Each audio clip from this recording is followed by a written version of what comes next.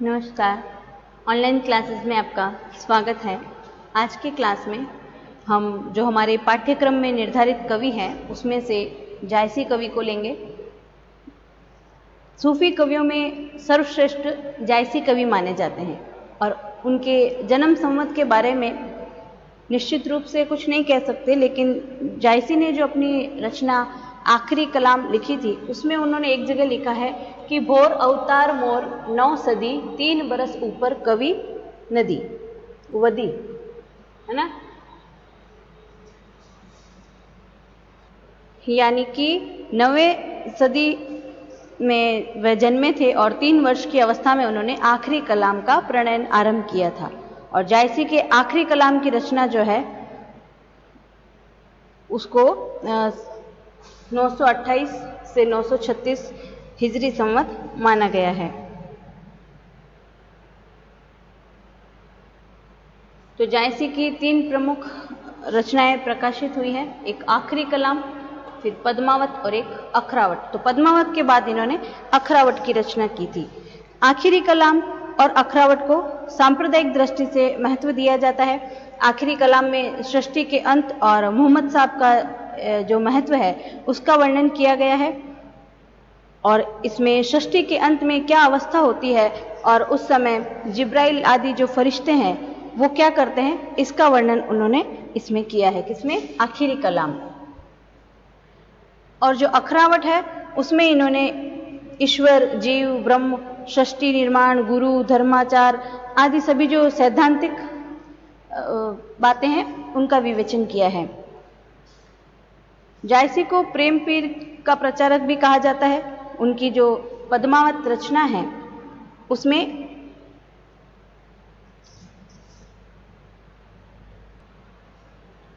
राजा रत्नसेन और पद्मावती की लौकिक प्रेम कहानी के द्वारा अलौकिक प्रेम की अभिव्यंजना उन्होंने की है। तो जहां दूसरे कवियों ने अपने काव्य में काल्पनिक कहानियां अपनाई, वहां जायसी ने पद्मावत में लोक प्रचलित कथा और उसके अंतर्गत ऐतिहासिकता का सुंदर समन्वय करते हुए एक नए रूप में प्रेमाख्यान को प्रस्तुत किया है।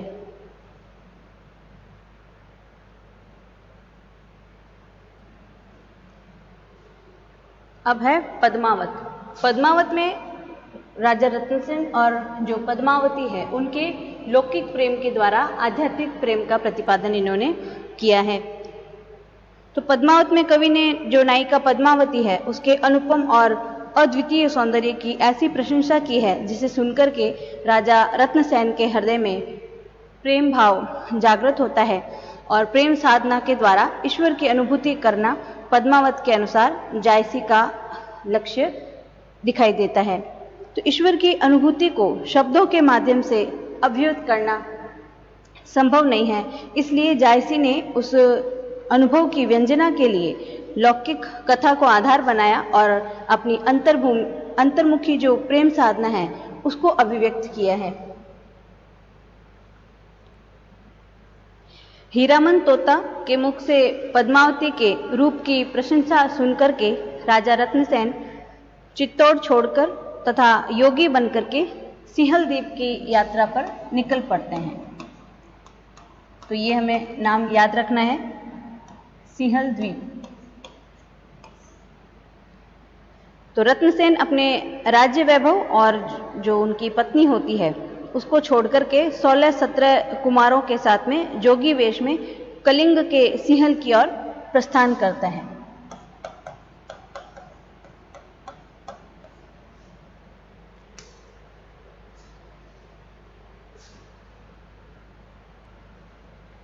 तो रत्नसेन चित्तौड़ छोड़कर के योगी बनकर के सिंहल द्वीप की यात्रा पर जब निकलता है तो मार्ग में समुद्र यात्रा के समय अनेक बाधाएं आती है, लेकिन वह उनको पार करता हुआ सिंहल द्वीप आखिर में पहुंच जाता है।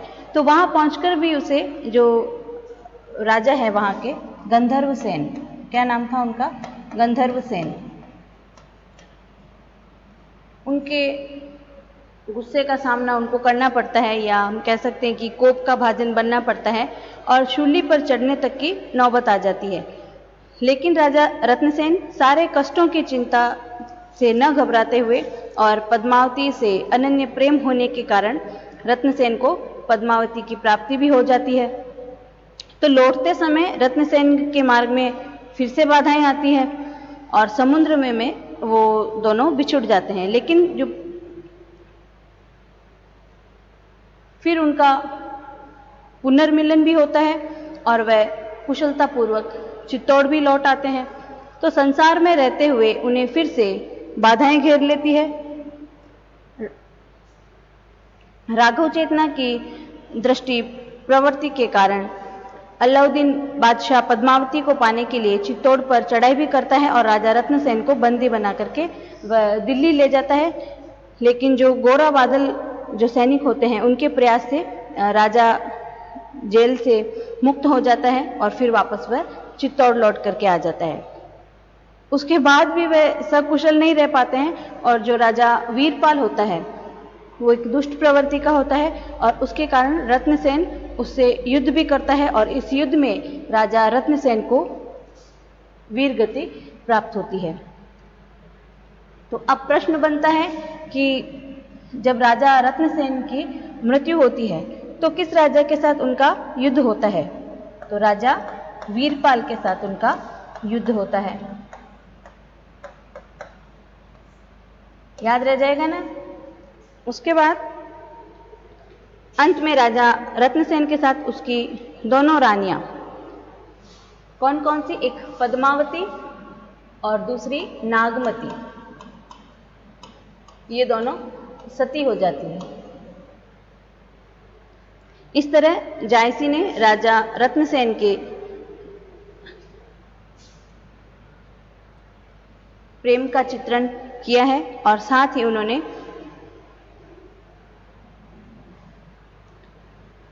तो रत्नसेन और जो पद्मावती का प्रेम है उसके द्वारा उन्होंने आत्मा और परमात्मा के मिलन की कथा को व्यक्त किया है।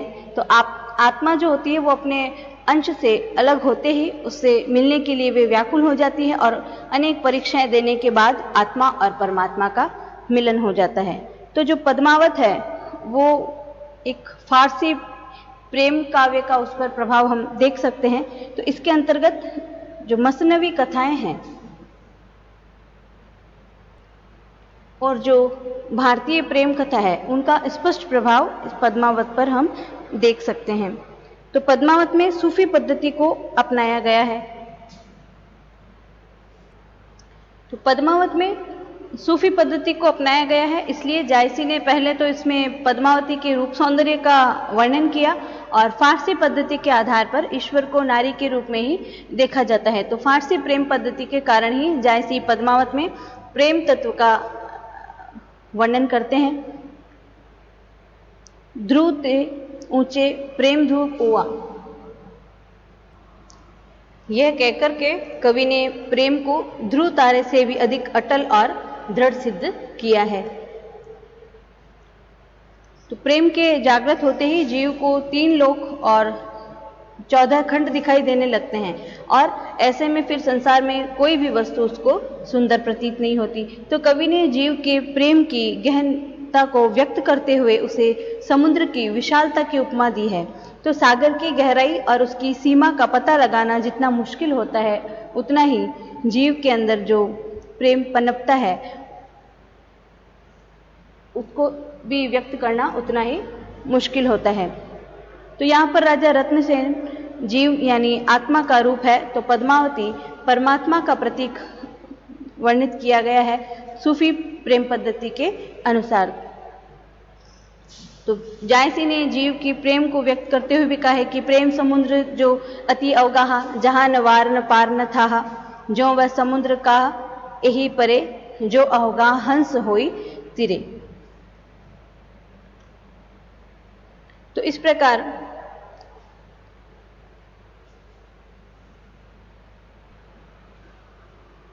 हमने पढ़ा जो प्रेम भावना है पद्मावत में उसको अब हम देखते हैं जो पद्मावत है उसमें जो सौंदर्य का वर्णन किया गया है।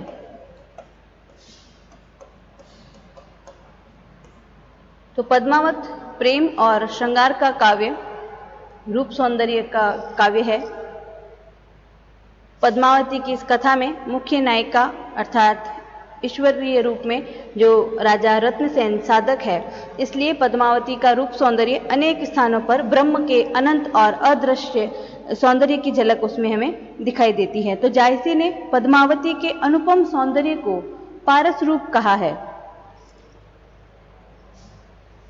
तो पद्मावती के सौंदर्य का वर्णन अनेक स्थानों पर किया गया है, जैसे पद्मावती का स्नान करते समय सौंदर्य वर्णन, हीरामन द्वारा पद्मावती का नक्षिक वर्णन, रत्नसेन और पद्मावती के मिलन का चित्रण, पद्मावती का श्रृंगार वर्णन, पद्मावती और नागमती विवाद खंड, उसमें इनका जो आत्म प्रशंसात्मक रूप है उसमें अलग अलग रूप से सौंदर्य का वर्णन किया गया है।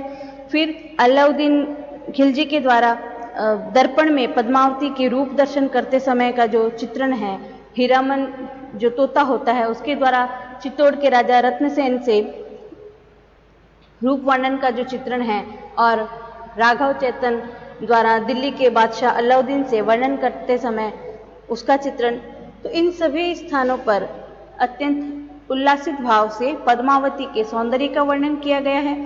इन सभी वर्णनों में जायसी ने अपनी कला का अद्भुत चित्रण किया है। स्त्री रूप सौंदर्य को प्रस्तुत करते समय कवि ने केश, मांग, ललाट, नयन, नासिका, अधर, दांत, कपोल, कटी आदि सब का चित्रण किया है। तो यहाँ चित्रण रूप वर्णन के माध्यम से अलौकिक सौंदर्य की ओर लक्षित किया गया है। तो सौंदर्य की दृष्टि से प्रकृति सौंदर्य पर अगर हम दृष्टि डालें तो कवि जायसी ने उसका भी चित्रण बहुत सहज रूप से किया है। पद्मावत में सिंहल द्वीप राजमहल का सौंदर्य चित्रण किया है। फिर है पद्मावत में वियोग वर्णन।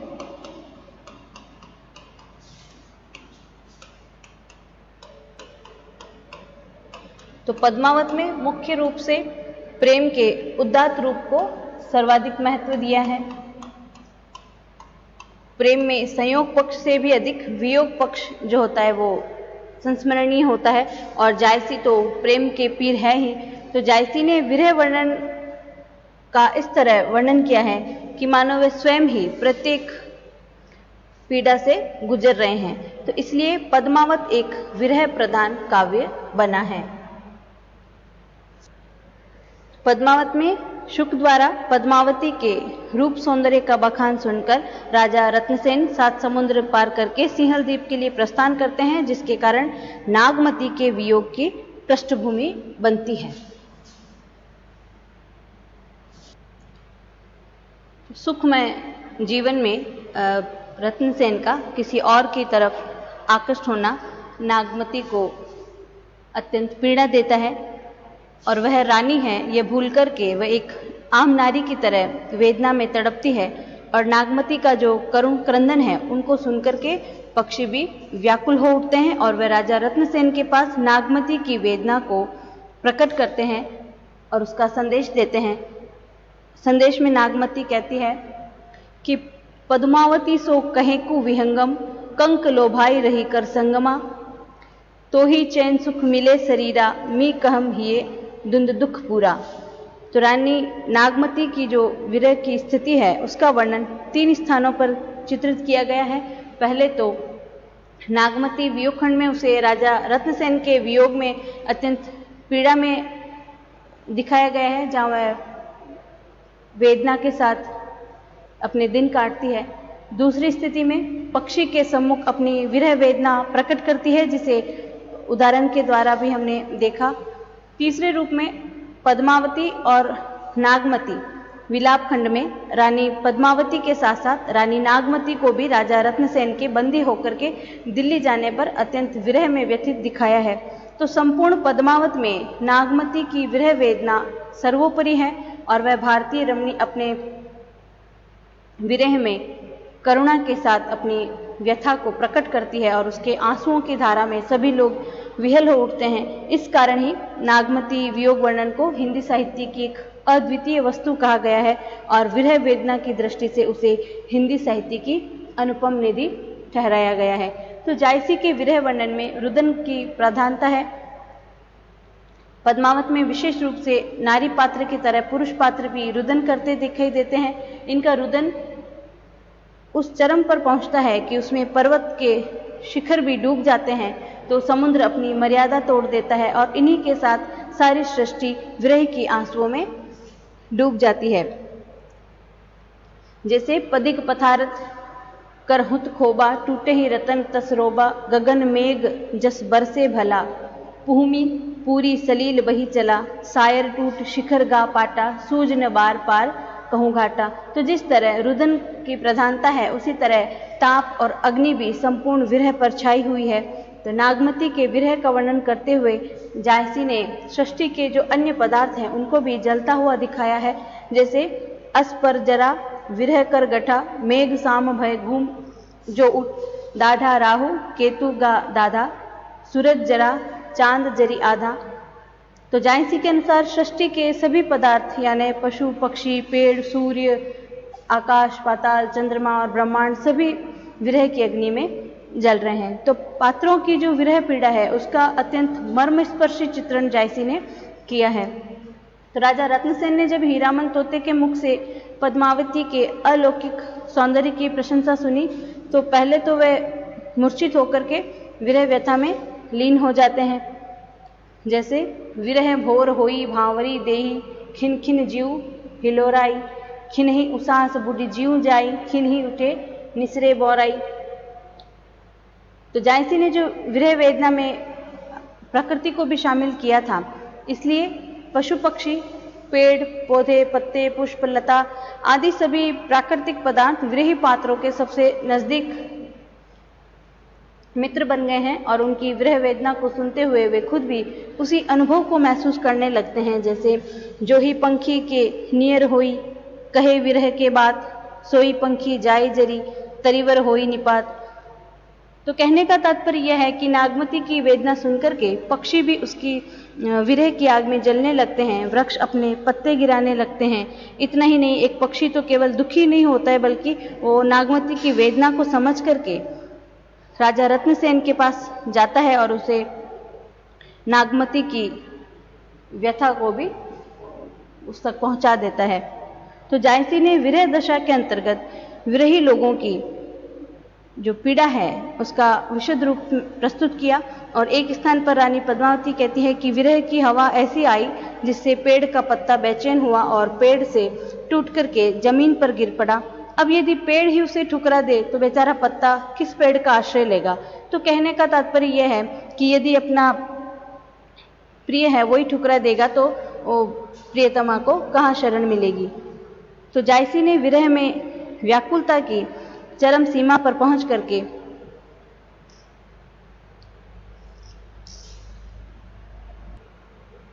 स्वाभाविक रूप से उसके विरह का वर्णन किया है। तो वे कहते हैं कि नागमती विरह में इतनी व्याकुल हो चुकी है कि वह जल करके कोयला हो जाती है और उसके शरीर में तोले भर का भी मांस नहीं रहता है, रक्त की बूंद शेष नहीं रहती और विरह में उसका पूरा शरीर गल कर के क्षीण हो जाता है। तो मनुष्य स्वभाव की जो बारीकियां हैं उनको प्रस्तुत करते हुए जायसी ने यह भी दिखाया है कि आसपास का जो वातावरण है चाहे जितना ही उल्लासित हो, अगर हम व्याकुल होते हैं तो फिर कुछ भी नहीं सूझता है। आगे वे कहते हैं कि जो उत्सव है, तीज त्योहार है, पर्व है, वह जब भी आते हैं तब उन अवसरों पर विरही जन जो हैं वो और भी अधिक बेचैन और व्याकुल हो जाते हैं। तो ऐसे समय में जो विरह है उनको अत्यंत पीड़ा देता है। तो जायसी की जो विरह वर्णन की सबसे बड़ी विशेषता है वह यह है कि उनके पात्रों में जिस विरह का निरूपण हुआ है वह अत्यंत सात्विक भाव के तहत हुआ है। उसमें कहीं भी विलासिता नहीं दिखाई देती है। सभी विरही जो वियोगनी हैं उसमें जलकर के इतने पवित्र, इतने विनम्र और शुद्ध सात्विक बन जाते हैं कि उनके हृदय में गर्व और अहंकार लेश मात्र भी नहीं रहता है। तो जायसी के सभी पात्रों में ये जो सात्विकता है उनको प्रस्तुत किया गया है। तो नागमती की तरह ही राजा रत्नसेन के हृदय में भी हम वो देख सकते हैं जो विरह की भौतिक कष्टों भरे जो मृत्युलोक है उससे परे कुछ क्षणों के लिए अगर लोग पहुंच जाते हैं तो वह सचेत होते ही कह उठते हैं कि जब भाचेत उठा वैरागा, बाउर जनो सोई उठी जागा, आवत जग बालक जस रोवा, उठा रोई हा ज्ञान खोया, हो तो आहा अमरपुर जहां, इहां मरणपुर आए। तो जायसी के काव्य पर पूरी तरह से फारसी वर्णन पद्धति का प्रभाव छाया हुआ है। तो आज की क्लास में हमने पढ़ा जो मलिक मोहम्मद